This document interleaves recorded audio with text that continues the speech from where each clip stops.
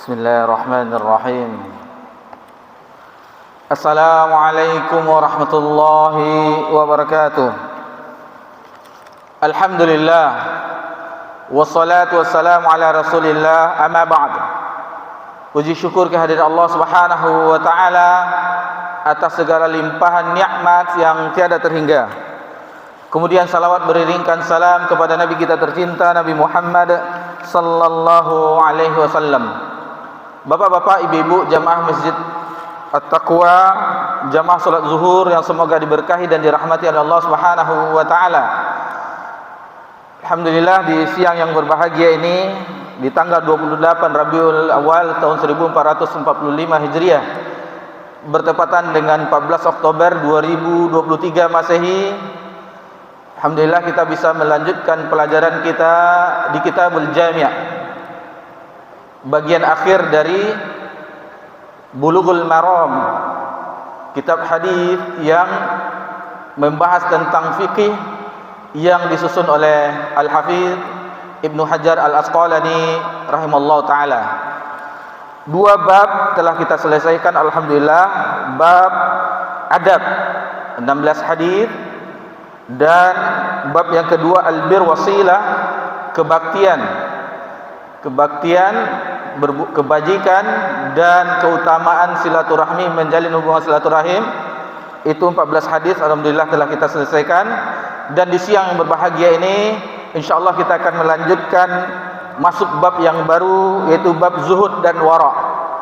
Bab yang ketiga, bab zuhud dan wara, dan ini dinukilkan, disusun oleh penulis muallif 11 hadis. Mudah-mudahan Allah Subhanahu wa taala membimbing langkah kita untuk bisa mempelajarinya bersama-sama. Bapak-bapak, ibu-ibu yang semoga diberkahi dan dirahmati oleh Allah Subhanahu wa taala. Sebelum kita membawakan hadis yang terdapat dalam kitab Zuhud dan Wara, alangkah lebih bagusnya, alangkah eloknya kita mengetahui tentang zuhud dan wara. Zuhud dan wara sering kita baca atau kita dengar para muballigh, ustaz-ustaz membahas ini dengan bergandengan. Namun zuhud dan wara merupakan sesuatu yang memiliki pengertian yang berbeda. Kita mulai dengan zuhud.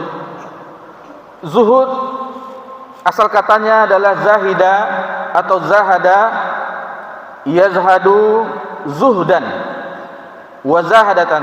Jadi artinya secara bahasa yang menunjukkan makna ketidaktertarikan dengan sesuatu karena sangat rendahnya. Adapun zuhud yang dimaksudkan dengan diistilahkan oleh para ulama kita, yaitu seseorang yang meskipun memiliki harta yang sudah ada di tangannya, namun dia memandang itu sedikit. Maksudnya, dia tidak memandang harta itu sebagai sesuatu yang sangat bernilai sehingga melalaikannya. Meskipun harta itu sudah dimilikinya, namun dia tidak tertarik dengannya. Hatinya lebih tertarik dengan akhirat. Ini zuhud. Ini zuhud. Sedangkan wara itu asal katanya dari wari'a yari'u wara'an. Maknanya menahan diri. Adapun secara istilah artinya suatu sikap menahan diri untuk meraih sesuatu sebelum dia memilikinya. Nah, ini perbedaan. Zuhud tadi seseorang yang telah memiliki berupa harta benda dunia, tetapi dia meremehkannya, tidak tertarik karena hatinya cenderung kepada akhirat. Itu zuhud. Sementara wara yaitu meninggalkan, dia belum memperolehnya, harta tersebut belum diperolehnya, tetapi dia meninggalkannya. Dari sini kita ketahui bahwasanya orang yang zuhud sudah termasuk dia wara. Adapun orang yang wara itu belum tentu zuhud, karena dia belum memiliki harta benda kekayaan duniawi. Baik, Itu sedikit pengertiannya agar kita memahami. Dan hadis-hadis 11 hadis yang dibawakan oleh muallif Al-Hafiz Ibnu Hajar Al-Asqalani rahimahullah taala di dalam Kitabul Jami' ini, itu dibawakan 11 buah hadis. Baik, kita masuk ke hadis yang pertama di dalam bab zuhud dan wara'. Anin Nu'man bin Bashir radhiyallahu anhu maqal, dari sahabat yang mulia Nu'man bin Bashir, semoga Allah meridai keduanya, karena ayahnya juga beriman, hidup beriman dengan Nabi sallallahu alaihi wasallam dan wafat dalam keadaan beriman. Nu'man dan ayahnya sama-sama sahabat Nabi sallallahu alaihi wasallam. Sami'tu Rasulullah sallallahu alaihi wasallam yaqul, aku telah mendengar sabda dari Nabi sallallahu alaihi wasallam, wa ahwan Nu'manu bi isba'i ila udhunih, yang mana ketika itu Nu'man memberi isyarat kepada kedua jarinya, memegang kedua telinganya. Innal halalu bainun, sesungguhnya yang halal itu sudah jelas. Wa innal haram bainun, dan sesungguhnya yang haram itu sudah jelas. Wa bainahuma mustabihat, dan di antara keduanya ada perihal yang samar-samar. La ya'lamuhunna katsirun minan nas, dan tidak ada yang mengetahui kebanyakan manusia. Famanittaqa syubuhati faqad istabaraka lidinihi wa irdihi, barang siapa yang menjauhkan dirinya dari perkara syubhat, sungguh dia telah menjaga dirinya dan agamanya dan menjaga dirinya. Wa man waqa'a syubhat waqa'a fil haram, dan barang siapa yang terjerumus kepada perihal syubhat, maka otomatis dia akan bisa terjerumus ke perihal yang perkara yang haram. Wa qarra in yar'a haulal hima, sebagaimana seorang pengembala yang mengembalai hewan ternaknya di tempat larangan, yushiku ayyuqa'a fih, maka dia akan terjerumus, akan melanggar ke tempat larangan yang tersebut. Kemudian disebutkan, ala wa inna likulli malikin hima, ketahuilah bahwa setiap raja itu ada larangannya. Ala wa inna himallah maharimuh, ketahuilah bahwa sesungguhnya yang dilarang oleh Allah Subhanahu wa taala apa-apa yang diharamkannya. Ala wa inna fil jasadi mudghah, ketahuilah sesungguhnya di dalam jasad itu terdapat segumpal daging. Iza salahat jasadu kulluh, jika daging itu baik, maka baiklah seluruh jasadnya. Wa iza fasadal jasadu kulluh, dan apabila rusak segumpal daging tadi, maka rusaklah seluruh jasadnya. Ala wahya qalb, maka ketahuilah yang segumpal daging itu adalah hati. Sebagian mengatakan bahwa itu jantung. Ini perbedaan di antara ulama. Yang penting bahwa hati dan jantung merupakan alat yang sangat berpengaruh bagi tubuh kita. Hadis ini muttafaqun alaih, diriwayatkan oleh Imam Bukhari dan Imam Muslim di dalam sahih mereka berdua. Pelajaran yang bisa kita petik dari hadis ini, bahwasanya yang jelas kehalalan itu sudah jelas, terang benderang.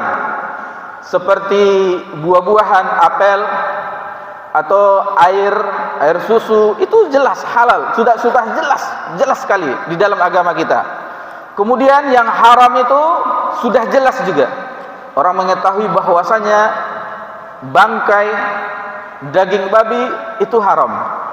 Wa bainahuma, dan di antara keduanya itu ada perkara yang samar-samar, yang ragu-ragu, yang tidak semua manusia mengetahuinya, kecuali yang orang memiliki ilmu yang rasikh, ilmu yang kokoh, orang yang mengetahui hukum-hukum Allah Subhanahu wa taala. Sebagaimana juga ayat, sebagaimana Allah Subhanahu wa taala jelaskan di dalam surah Ali Imran bahwa ayat Al-Qur'an itu ada yang muhkamat dan ada juga yang mutasyabihat. Dalam surah Ali Imran itu dijelaskan kalau muhkamat itu rata-rata semua mengetahuinya. Adapun mutasyabihat itu hanya ahli ilmu yang mengetahui. Begitu juga dengan perkara-perkara yang halal sudah jelas dan haram sudah jelas, namun ada perkara yang samar-samar yang tidak diketahui oleh kebanyakan manusia. Yang mengetahuinya adalah ulama yang kokoh keilmuannya. Lalu Nabi sallallahu alaihi wasallam menyebutkan permisalan agar kita memahami nasihat petunjuk dari Nabi sallallahu alaihi wasallam, sebagaimana gembala menggembalakan hewan ternaknya ke daerah yang dekat larangan. Seperti ada pagar yang di sebalik pagar itu ada padang rumput yang dilarang, tetapi dia di sekitar dekat pagar itu, yang lama kelamaan akhirnya gembalaannya akan masuk ke daerah terlarang tersebut. Itulah perkara yang syubhat. Orang yang terjerumus ke perkara yang syubhat, lama kelamaan dia akan terjerumus ke perkara yang haram. Perkara yang haram. Jadi penyakit di dalam agama kita itu, bagi hati kita, yang pertama ada syubhat, yaitu keraguan dalam agama yang akan membuat rancu berpikiran beragama. Yang kedua adalah penyakit syahwat, masalah duniawi, harta, tahta, wanita.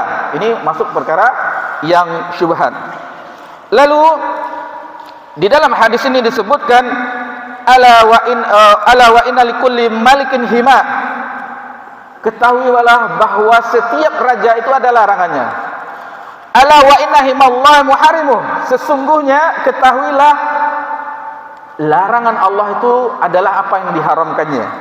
Di akhir ini pelajaran yang sangat penting di dalam hadis ini. Ala wa inna fil jasadi kulluh. Ala wa inna fil jasadi mudghah. Ketahuilah sesungguhnya di dalam jasad itu ada segumpal daging. Iza salahat salahal jasadu kulluh. Jika segumpal daging itu baik, maka baiklah seluruh jasad. Wa iza fasadat jasadu kulluh. Dan apabila rusak, maka rusaklah seluruh jasad. Ala wahya qalbu. Ketahuilah segumpal darah itu adalah daging. Pelajaran yang bisa kita ambil dari petikan akhir hadis ini, bahwasanya pentingnya kita tazkiyatun nufus, menyucikan jiwa kita dengan mempelajari agama Allah Subhanahu wa taala, dengan mentadabburi ayat-ayat Allah Subhanahu wa taala, dengan mempelajari hadis-hadis sabda-sabda Nabi yang mulia sallallahu alaihi wasallam. Kemudian tidak ada nutrisi bagi hati kita kecuali dengan apa yang telah Allah turunkan, dengan Al-Quranul Karim, dengan sabda-sabda Nabi yang mulia. Itu yang akan menyirami hati kita menjadi hidup. Betapa banyak kita jumpai di zaman kita ini orang yang jasadnya hidup akan tetapi hatinya mati. Betapa banyak kita jumpai. Betapa banyak kita jumpai di zaman kita ini yang jasadnya dia bisa berjalan pindah ke satu tempat ke tempat yang lainnya, beraktivitas, namun hatinya mati. Di masjid ini kita contohkan, alhamdulillah Allah berikan petunjuk kita untuk bisa menghadiri salat berjamaah di masjid yang mulia ini, tetapi ratusan bahkan ribuan di sekitar masjid ini masih sibuk dengan pekerjaannya. Kalau kita katakan mereka tidak mendengar, berapa keras mikrofon speaker dari masjid ini, namun itu masalahnya. Masalahnya adalah tentang kehidupan hatinya. Dan hati itu adalah raja yang akan menggerakkan, memerintahkan prajurit-prajuritnya, anggota badan. Apabila itu sudah dibubuhi dengan ayat-ayat Allah, hidup dengan ayat-ayat Allah dan hadis-hadis Nabi SAW, maka akan diperintahkan seluruh anggota badan untuk tunduk taat kepada Allah Subhanahu wa taala. Karena waktu yang terbatas, maka kita cukupkan pembahasan kita sampai di sini. Mohon maaf jika ada kesalahan dan kekhilafan. Subhanakallahumma bihamdika asyhadu an la ilaha illa anta astaghfiruka wa atubu ilaik. Wassalamu ala nabi Muhammad sallallahu alaihi wasallam wa ala alihi washabbihi ajmain walhamdulillahi rabbil alamin. Wassalamu alaikum warahmatullahi wabarakatuh.